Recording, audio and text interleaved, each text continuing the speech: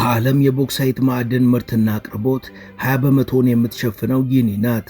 በጊኒ ያለው የቦክሳይት ክምችት ወደ 8.2 ቢሊዮን ሜትሪክ ቶን ይጠጋል። ሀገሪቷ የቦክሳይት ምርቷን ለማዘመን ፈቃድ የሰጠቻቸው ካምፓኒዎች ከቦክሳይት ምርቱ ጎን ለጎን የልማት ስራዎችን እያከናወኑ አይደሉም ያለቻቸውን 51 የማዕድን ኩባንያዎችን ፈቃዳቸውን ሰርዛለች። በሀገሪቷ ዋና የቦክሳይት አምራች ኩባንያ የሆኑት የሩሲያው ራሳል፣ የቻይናው ቻልኮ፣ የኤሚሬትሱ ግሎባል አልሙኒየም እና የአሜሪካው አልኮአም ዕጣ ፈንታቸው አልታወቀም። ይህ የጊኒ መንግስት ውሳኔ ደግሞ ምዕራባውያኑን በእጅጉ አስደንግጧል። ምክንያቱም ጊኒ ከቦክሳይት ምርቷ ጋር በተያያዘ አዲስ ወዳጅ ሀገር ካፈራች በዓለም ገበያ ላይ የሚኖረው የአቅርቦትም ሆነ የዋጋ መጠን ሊናጋ ይችላልና። እውን ይህ የጊኒ መንግስት ውሳኔ ትሩፋቱና ተግዳሮቱ፣ መዘዙና ውጤቱ ምን ይሆናል የሚለውም የበርካቶች ጥያቄ ሆኗል። Guinea's government made a bold move.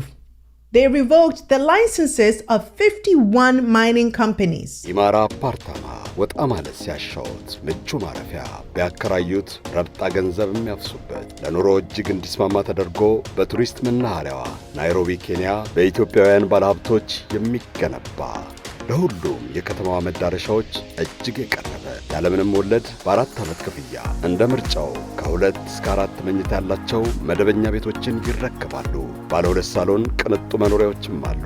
ለመረጃ በ254 792 220 015 ይደውሉ። ኢማራ ሌግዠሪ ሆምስ ሊሚትድ ኬንያ።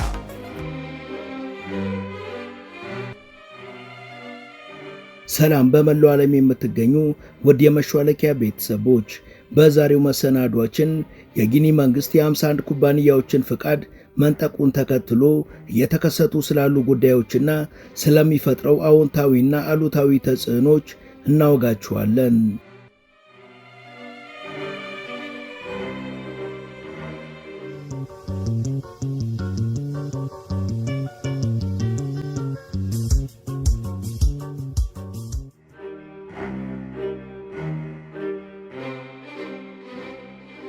የምዕራብ አፍሪካዋ ጊኒ በዓለም ላይ ሁለተኛውን ትልቁን የቦክሳይት ክምችት የያዘችና ቀዳሚ አምራች ሀገር የሆነች ናት።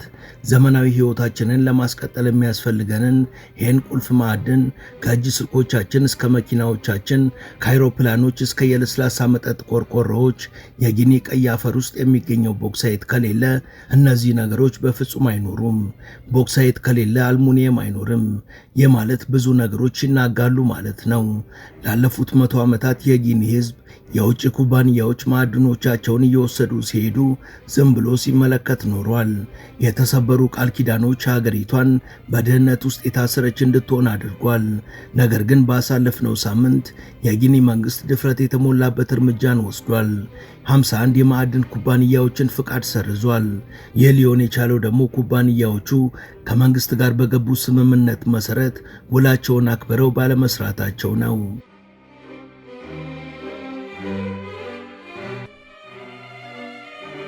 የኢንቨስትመንት ውሎችን አለማሟላት፣ የልማት ግቦችን አለማሳካትና በአጠቃላይ ስራቸውን በአግባቡ አለመስራት ዋነኞቹ ምክንያቶች ናቸው ተብለዋል። በአሁኑ ወቅት የሳህል ክልል ከፍተኛ የፖለቲካ ትኩሳት ውስጥ ነው። የሉዓላዊነት ጉዞዎች፣ የተለያዩ ማዕቀቦች፣ የምዕራባውያን ወታደሮች መውጣት እንዲሁም አዳዲስ ጥምረቶችን መፍጠር በሳህል ቀጠና ተጠናክሮ ቀጥሏል። በ2022 በመፈንቅለ መንግስት ወደ ስልጣን የመጣው ፕሬዝዳንት ማማዱ ዱምቦያ በጊኒ ውስጥ ላሉ የማዕድን ኩባንያዎች አዳዲስ ሕጎችንና ጠንካራ ማስጠንቀቂያን አስተላልፏል። የጊኒው መሪ ለውጭ ኩባንያዎች እስከ ግንቦት መጨረሻ ድረስ የቦክሳይት ማጣሪያ ፋብሪካዎች ግንባታ ሐሳቦችንና የጊዜ ሰሌዳቸውን እንዲያቀርቡ ጊዜ ሰጥቷል። በማምረቻ ሂደት ውስጥም ጥቅም ላይ የሚውሉ ጥሬ ዕቃዎች በሙሉ በአካባቢው እንዲመረቱ ማረጋገጥ እንዳለባቸው ተናግሯል።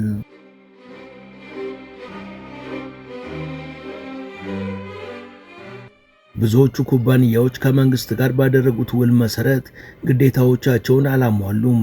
ስለ ኢንቨስትመንቶች መጠን፣ ስለ የልማት ፕሮጀክቶች፣ ስለ የአካባቢው ሰራተኞች ቅጥርና የአካባቢ ጥበቃ ቃል ኪዳኖችን አላከበሩም የሚለው የጊኒ መንግስት፣ አንዳንድ ኩባንያዎች ደግሞ በተቀመጠው የጊዜ ገደብ ውስጥ ስራ መጀመር አልቻሉም። ሌሎቹ ደግሞ አስፈላጊ የማቀነባበሪያ መሰረተ ልማቶችን በሚገባ መገንባት አልቻሉም የሚል ትችትን ያቀርባል። እነዚህ ነገሮች ደግሞ በሀገሪቷ በተሻሻለው የ2023 የማዕድን መተዳደሪያ ደንብ መሰረት ትልቅ የህግ ጥሰት ነው። ሀገሪቷ ጥሬ ማዕድን ላኪ ብቻ እንዳትሆን ለመከላከል ነው የአካባቢ ማቀነባበሪያን መገንባት በህግ የተደነገገው።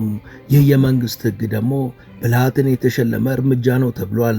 ጥብቅ ህጎችን ማስከበር፣ ቁጥጥርን ማጠናከርና ህዝብ በገዛ ሀብቱ ተጠቃሚ እንዲሆን ማድረግ የጊኒ መንግስት ዋነኛ ትኩረቶች ናቸው ተብሏል።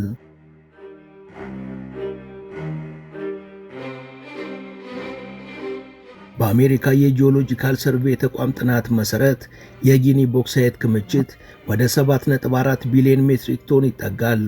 ጊኒ ከዚህ ክምችቷ ወደ ውጭ ኤክስፖርት የምታደርገው የዓለምን 20% ቦክሳይት ይሸፍናል።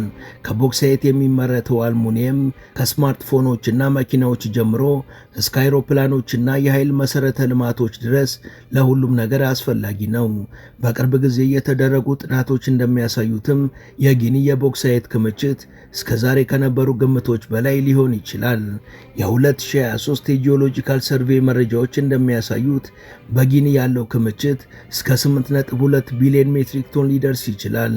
ይህ ደግሞ የጊኒን ተጠቃሚነት ለቀጣይ በርካታ አስርት ዓመታት ያስጠብቃል ተብሏል። ከዚህ አንጻር የሀገሪቷ መንግስት እርምጃ ኮናክሪን የተሻገሩ ሞገዶችን መፍጠሩ አይቀሬ ነው።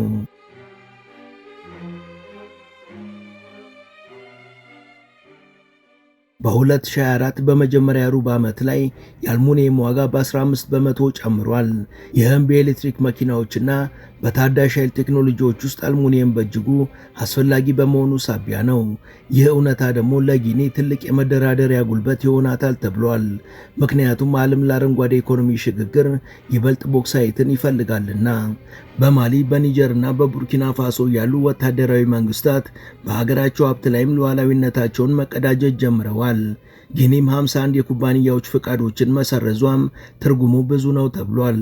በመሬት ውስጥ ቦክሳይት ብቻ አንፈልግም፣ እውነተኛ ልማት፣ እውነተኛ የሥራ ዕድሎችንና እውነተኛ መሠረተ ልማትን በራሳችን እጅ እንዲሆን እንፈልጋለን በማለት የጊኒ መንግሥት አሳውቋል።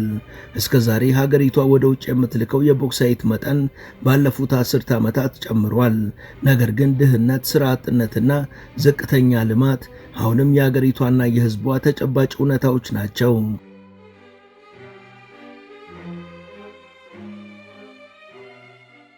ባለፉት ዓመታት ቦኬ የሚባለው ግዛት የሀገሪቷ የቦክሳይት ኢንዱስትሪ ብልጽግና ዋና ማዕከል ሆኗል። ጊኒ በዓለም ላይ ከትላልቆቹ አቅራቢዎችም አንዷ ሆናለች።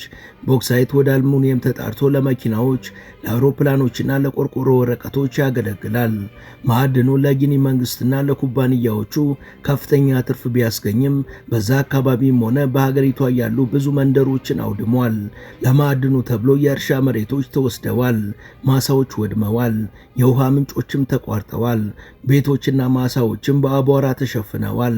የኩባንያዎቹ ተወካዮች በመሬቱ የማዕድን ሥራ የመስራት መብት እንዳላቸውና ትርፋማነታቸውን ከማህበረሰቡ ጥቅም ጋር እያመጣጠኑ እንደሆነ ይናገራሉ። በዛም አለ በዚህም ግን የሀገሪቷ የቦክሳይት ኢንዱስትሪ በአካባቢው ላይ ያለው ተጽዕኖ ከፍተኛ ሆኗል፣ አሉታዊውም ሆነ አዎንታዊው።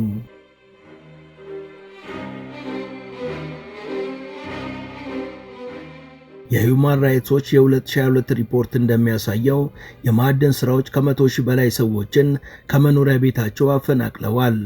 ከ200,000 ሄክታር በላይ የእርሻ መሬቶችን ወስደዋል። ይህም በአካባቢው ማህበረሰቦች ውስጥ ከፍተኛ ማህበራዊና ኢኮኖሚያዊ ተጽዕኖን ፈጥሯል። ብዙዎቹ ተገቢ ካሳንም አላገኙም። የማዕድን ኩባንያዎች የአካባቢውን ማህበረሰብ መጠበቅ ቢጠበቅባቸውም እነሱ ግን ስራዬ ብለው ትኩረት ሰጥተውት አያውቁም። የጊኒ የማዕድን ኢንዱስትሪ የተስፋፋ ሲሄድ ኢንዱስትሪውን ለመቆጣጠር የመንግስት አቅም ተመጣጣኝ መሆን ነበረበት።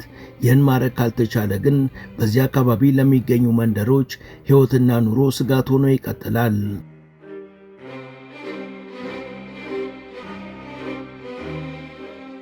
ምዕራብ አፍሪካ ከቅርብ ጊዜ ወዲህ ከፍተኛ ለውጥን እያመጣች ነው። ማሊ፣ ቡርኪና ፋሶ፣ ኒጀርና ጊኒ ሁሉም ወታደራዊ መንግስት ያላቸው ሲሆን ሁሉም የውጭ ኃይሎች በእኛ ሀገር ዙሪያ ውሳኔ እንዲወስኑ መፍቀድ የለብንም የሚል አቋምን እያራመዱ ነው። ጊኒም 51 የማዕድን ፍቃዶችን መሰረዟ የዚህም ቢተኝነት አንዱ አካል ነው። እነዚህ ሀገራት ሀብታቸው ለህዝባቸው አዎንታዊ እገዛ እንዲያደርግ ይፈልጋሉ። ስራዎች፣ መሰረተ ልማቶች፣ ኢንቨስትመንቶች እንዲስፋፉ፣ ከዚህ የሚገኘው ገንዘብም ወደ ውጭ ሀገራት እንዲጓጓዝ አይፈልጉም። ቻይና በጊኒ የማዕድን ዘርፍ ላይ በቢሊዮኖች አፍስሳለች። ነገር ግን የቻይና ኩባንያዎችም ደረጃቸውን እንዲያሻሽሉ እየተነገራቸው ነው። ምዕራባውያኑ ሀገራት ግን ይህንን ጉዳይ በጣም በጭንቀት እየተመለከቱ ነው። ምክንያቱም ጊኒ ከስልኮች እስከ አይሮፕላኖች ለሁሉም ነገር አስፈላጊ የሆነው የቦክሳይት ማዕድን ዋና አቅራቢ ናትና። ጊኒ ከባድ ቁጥጥር ካደረገች በዓለም አቅርቦት ሰንሰለቶች ውስጥ የቦክሳይት ተደራሽነትም ሊቀንስ ይችላልና።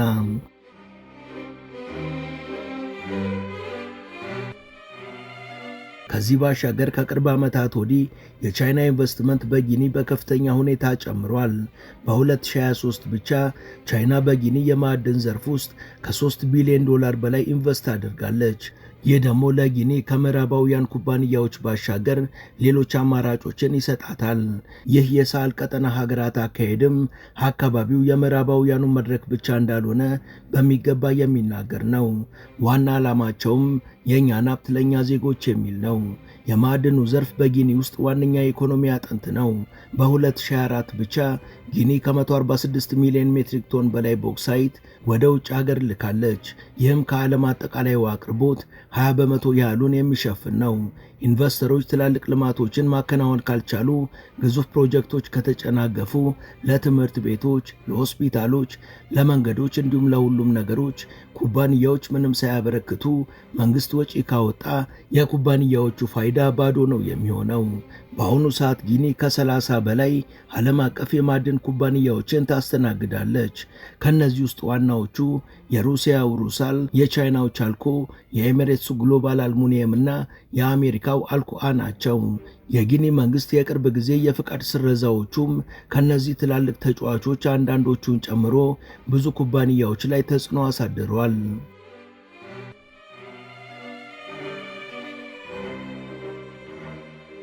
የጊኒ አዲሱ የማዕድን ሕግ ከፍተኛ ለውጦችን አምጥቷል።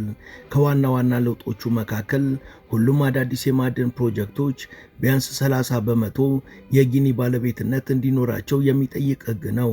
በተጨማሪም ኩባንያዎች የማዕድን ሥራ ከጀመሩ በኋላ በ5 ዓመት ውስጥ የማቀነባበሪያ ፋብሪካዎችን እዛው ጊኒ ውስጥ መገንባት አለባቸው። ይህ ሕግ ደግሞ ጊኒን ከጥሬ ማዕድን ላኪነት ወደ ማቀነባበሪያ ባለቤትነትና ወደ አምራችነት ለመሸጋገር ያላትን ፍላጎት ያሳያል። በአሁኑ ሰዓት በእርግጥ ጊኒ ጠባብ መንገድ ላይ እየተራመደች ነው። ቁጥጥርና ሉዓላዊነትም ከባድ መሆናቸውን ማሳየት ያስፈልጋታል። ነገር ግን ዘርፉን በዘላቂነት ለማሳደግ የሚያስፈልገውን ካፒታልና ልምድም ችላ ማለት ግን የለባትም።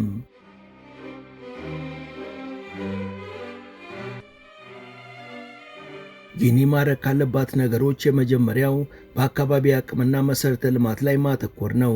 ፈቃዶችን መቆጣጠር ብቻ በቂ አይደለም። ጊኒ የራሷን የማዕድን መሰረተ ልማት መገንባት አለባት። ማጣሪያዎች፣ ማቀነባበሪያ ፋብሪካዎችና የአካባቢ ሰራተኞችን ማሰልጠን። ይህ ብዙውን ጊዜ ለአፍሪካ ሀገራት ፈተና ነው። ይህ ማለት ጥሬ ቦክሳይትን ወደ ውጭ መላክ ብቻ ሳይሆን ለስራና ለአካባቢ ኢኮኖሚያዊ እድገት የዋጋ ሰንሰለቱን ወደ ላይ ማውጣት ማለት ነው። የቅርብ ጊዜው የዓለም ባንክ ሪፖርት እንደሚያሳየው ጊኒ የማዕድን ሀብቷን በተሻለ ሁኔታ ከተጠቀመች እስከ 2030 ድረስ በሀገሪቷ ያለው የድህነት መጠን በግማሽ ሊቀንስ ይችላል።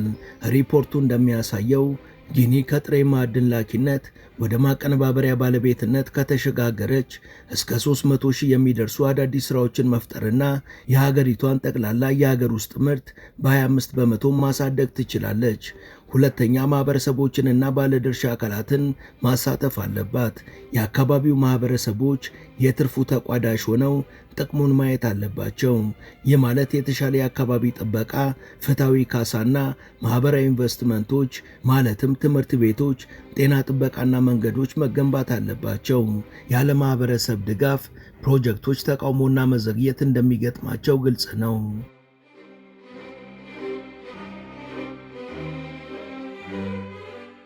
ሶስተኛው ጊኒ ሉዓላዊነትን ከመረጋጋት ጋር ማመጣጠን አለባት። ይህም አስቸጋሪ ቢሆንም ጊኒ ግን ልታሳካው የምትችለው ነው። መንግስት የተረጋጋና ሊተነበይ የሚችል አካባቢን መፍጠር አለበት። የሳህል ቀጠና በአሁኑ ጊዜ ተለዋዋጭ ነው። በዛ አካባቢ ያለው የፖለቲካ አለመረጋጋትም ኢንቨስተሮችን ሊያስፈራ ይችላል። ጠንካራ ተቋማትን መገንባት፣ ለህግ የበላይነት ያለው አክብሮትና ተከታታይ አፈጻጸም ወሳኝ ይሆናሉ። በአራተኛ ደረጃ ጊኒ ማድረግ ያለባት ስትራቴጂካዊ ሽርክናዎችን መፍጠር ነው። ከዜሮ ድምር ጨዋታዎች ይልቅ ጊኒ ከጥቅሞቿ ጋር የሚመጣጠኑ ሽርክናዎችን መፈለግ አለባት። ከክልሉ ጎረቤት ሀገራት ጋር ከነ ቻይና፣ ከነ ሩሲያ፣ ከነ አውሮፓ ወይም ደግሞ ከነ አሜሪካ ጋር ቢሆን ሽርክናን መፍጠር አለባት። ብልህ ዲፕሎማሲ ሉዓላዊነትን በመጠበቅ ኢንቨስትመንትንና የቴክኖሎጂ ሽግግርን መክፈት ያስችላል። አምስተኛ ላይ ጊኒ ማድረግ ያለባት ለዓለም ገበያ ለውጦች መዘጋጀት ነው። ለቦክሳይትና አልሙኒየም ፍላጎት ከአረንጓዴ ኃይል እስከ ቴክኖሎጂ በርካታ ነገሮችን የሚያካትቱ ነገሮች አሉበት። ጊኒም ይህን ጊዜ ተጠቅማ ራሷን እንደ አስተማማኝና ኃላፊነት እንደሚሰማት አቅራቢ አድርጋ ማቅረብ አለባት። በዘላቂነትና በኮርፖሬት ኃላፊነት ላይ ያሉ የሚሻሻሉ የዓለም አቀፍ ደረጃዎችን ለማሟላትም ፖሊሲዎቿን በሚገባ ማስተካከል አለባት።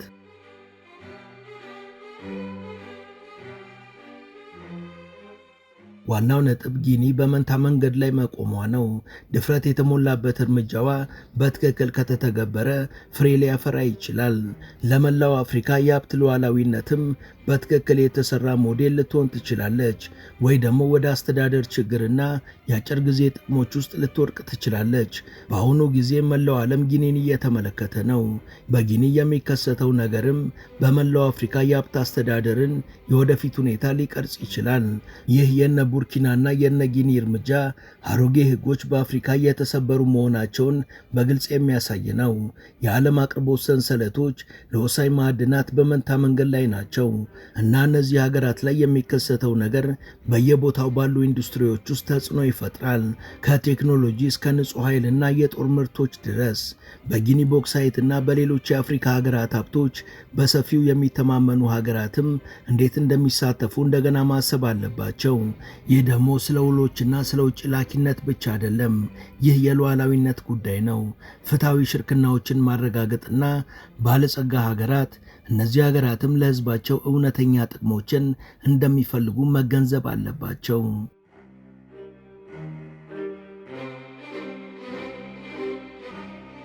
የዓለም ማህበረሰብ ይህን ለውጥ ከዘነጋ ሙሉ ለሙሉ መዳረሻን ማጣት እንዲሁም አለመረጋጋትና የማይተነበዩ የገበያ መናጋቶች ሊፈጠሩ ይችላሉ።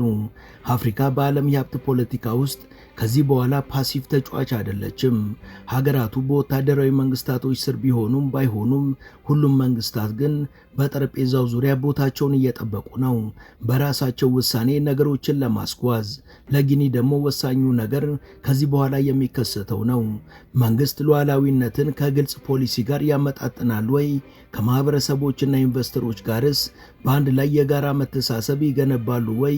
ይህን አዲስ አሰራርስ ዘላቂ እድገት ማምጣት በሚችል መልኩ ለረጅም ጊዜ ማስጓዝ ይችላሉ ወይ የሚሉት ወሳኝ ጥያቄዎች ናቸው።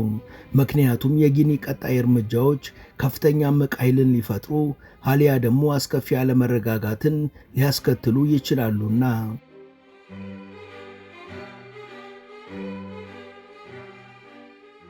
ወደ ቻናላችን ቤተሰቦች ስለ ጊኒ የማዕድን ሀብት፣ ስለ ሀገሪቷ የወደፊት ዕጣ ፈንታ እንዲሁም የአፍሪካ ሀገራት ሀብቶቻቸው ላይ ያደረጉት ስላለው ትግል የቃኘንበት የዛሬው መሰናዷችን ያቀረብነውን ይመስል ነበር። እስከ ዝግጅታችን ፍጻሜ አብራችሁን ስለነበራችሁ ከልብ እናመሰግናለን። በቀጣይ ቢሰሩ የምትሏቸውን ርዕሰ ጉዳዮች ብትጠቁሙን ደስ ብሎን እንቀበላለን። ቻናላችንን ላይክና ሰብስክራይብ ማድረግ አትርሱ እያልን ለዛሬ በዚሁ ተሰናበትን። መልካም ጊዜ።